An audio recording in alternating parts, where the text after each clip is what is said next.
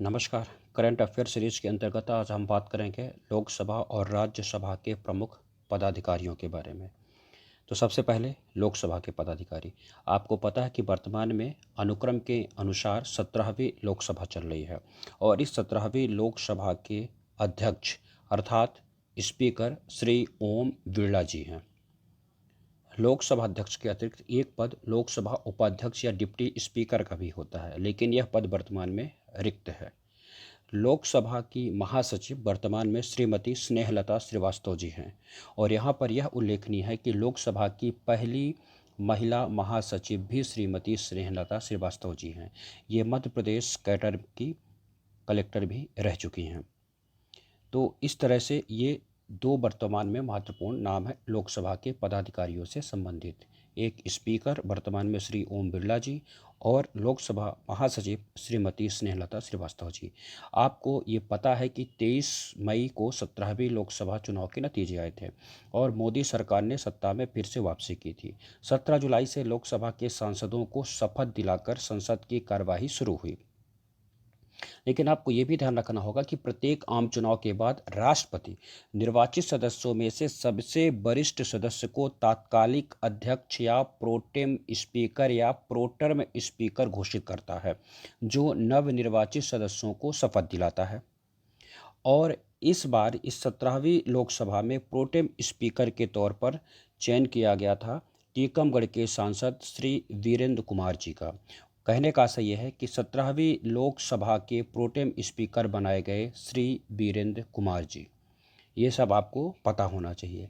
अब अगर हम बात करें वर्तमान में हमारे जो लोकसभा अध्यक्ष हैं, स्पीकर हैं श्री ओम बिरला जी की बातें, तो आपको ये पता है कि वो भारतीय जनता पार्टी के सदस्य हैं। राजस्थान की कोटा लोकसभा सीट से सांसद हैं। 2019 में हुए आम चुनावों के बाद जब 17वीं लोकसभा का गठन हुआ तो 17वीं लोकसभा के अध्यक्ष स्पीकर के रूप में भारतीय जनता पार्टी की ओर से राजस्थान के श्री ओम बिरला जी का नाम प्रस्तावित किया गया था।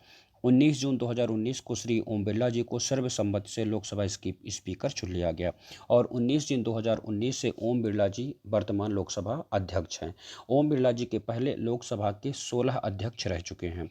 इनमें से जो 16वीं लोकसभा अध्यक्ष थी श्रीमती सुमित्रा महाजन इंदौर से संबंधित हैं।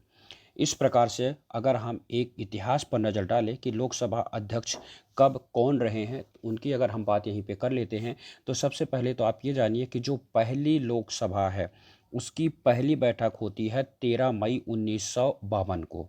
तो अगर आप देखें पहली लोकसभा का जो कार्यकाल था वो 1952 से 1957 था। पहली लोकसभा की बैठक होती है 13 मई 1952 को और भंग होती है 4 अप्रैल 1957 को। तो इस तरह से 1952 से 1957 के बीच जो पहली लोकसभा थी उसमें स्पीकर बनाए गए गणेश वासुदेव मावलंकर। आपको पता होना चाहिए कि भारत के पहले लोकसभा अध्यक्ष या स्पीकर गणेश वासुदेव मावलंकर हैं, लेकिन आकस्मिक निधन होने के बाद स्पीकर के तौर पर या लोकसभा अध्यक्ष के तौर पर श्री एम अनंत शयनम अयंगर का चुनाव किया गया। कहने का आशय यह है कि गणेश वासुदेव मावलंकर जी अपना पूरा कार्यकाल पूरा नहीं कर पाए 5 वर्षों का और उसके बाद एम अनंत शयनम अयंगर जो हैं लोकसभा अध्यक्ष या स्पीकर बनते हैं। तो इस तरह से पहले लोकसभा 1952 से 1957 के बीच जो थी उसमें 2 स्पीकर नियुक्त होते हैं। एक गणेश वासुदेव मावलंकर जो पहली लोकसभा के स्पीकर के साथ साथ भारत के ही पहले लोकसभा अध्यक्ष और स्पीकर हैं। इसके बाद एम अनंत शयनम अयंगर। अब हम अगर देखें जो दूसरी लोकसभा है 1957 से 1962 57 से 62 के बीच Shri M A Ayyangar M Ananth Sayanam Ayyangar जो हैं वो स्पीकर बनते हैं।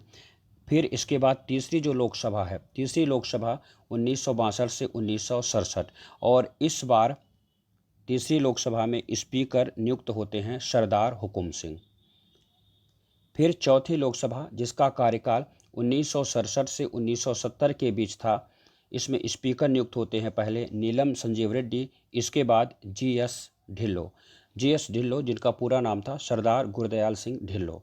इसके बाद पाँचवीं लोकसभा 1971 से 1977 के बीच और पाँचवीं लोकसभा में स्पीकर नियुक्त होते हैं वापस से जी.एस. ढिल्लों जी, सरदार गुरुदयाल सिंह ढिल्लों और बलिराम भगत जी। इसके बाद छठी लोकसभा 1977 से 1979 के बीच, इसमें स्पीकर नियुक्त होते हैं नीलम संजीव रेड्डी। आपको पता भी है कि आगे जाकर के ये देश के राष्ट्रपति भी बनते हैं और इसी वजह से पदरिक्त होता है और उसके स्थान पर के.एस. हेगड़े का चुनाव किया जाता है। फिर इसके बाद 7वीं लोकसभा 1980 से 1984, बलराम जाखड़ जी। फिर 8वीं लोकसभा 1985 से 1989, फिर बनते हैं बलराम जाखड़ जी।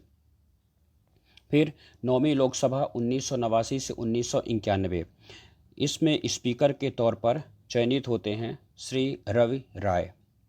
फिर इसके बाद 10वीं लोकसभा 1991 से 1996 के बीच स्पीकर नियुक्त होते हैं श्री शिवराज पाटिल। इसके बाद 11वीं लोकसभा 1996 से 97, ये पूरा गठबंधन का दौर था। सरकारें जो हैं अपना पूरा कार्यकाल पूरा नहीं कर पा रही थी।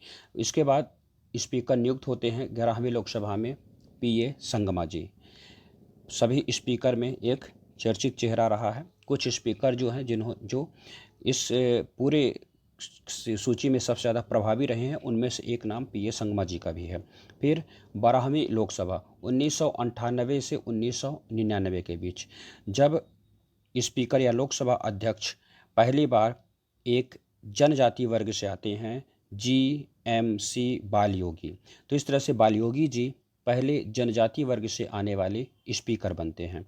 फिर 13वीं लोकसभा 1999 से 2004, वापस से बाल योगी जी, और उसके पश्चात चूँकि उनका निधन हो जाता है तो उसके बाद बनते हैं श्री मनोहर गजानन जोशी।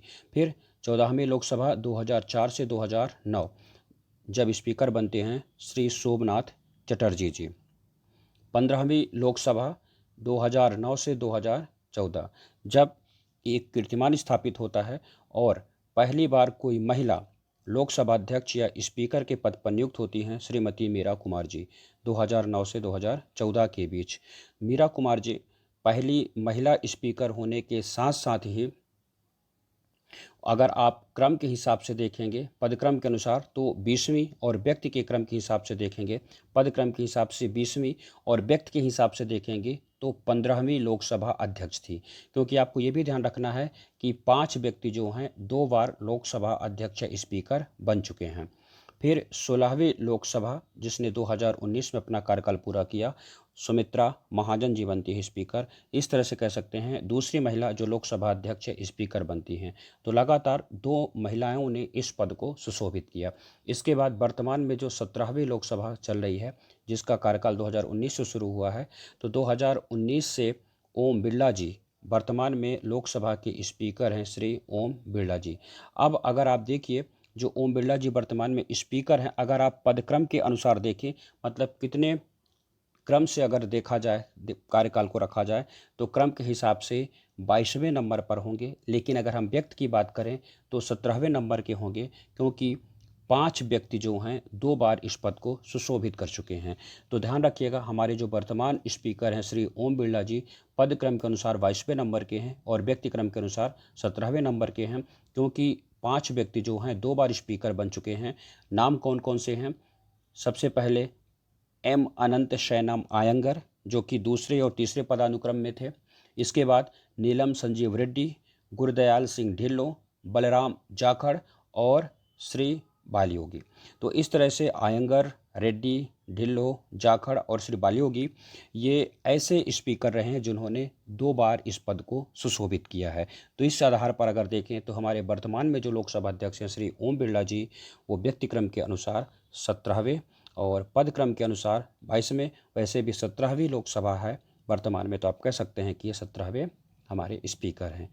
अब कुछ जो इनसे तथ्य हैं, जैसे इस तथ्य से आप भली भांति परिचित हो चुके हैं कि हमारे जो पहले लोकसभा अध्यक्ष स्पीकर थे गणेश वासुदेव मावलंकर जी।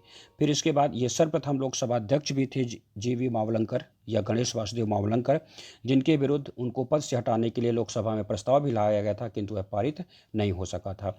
और लोकसभा अध्यक्ष जो बाद में देश के राष्ट्रपति भी बनते हैं, नीलम संजीव रेड्डी।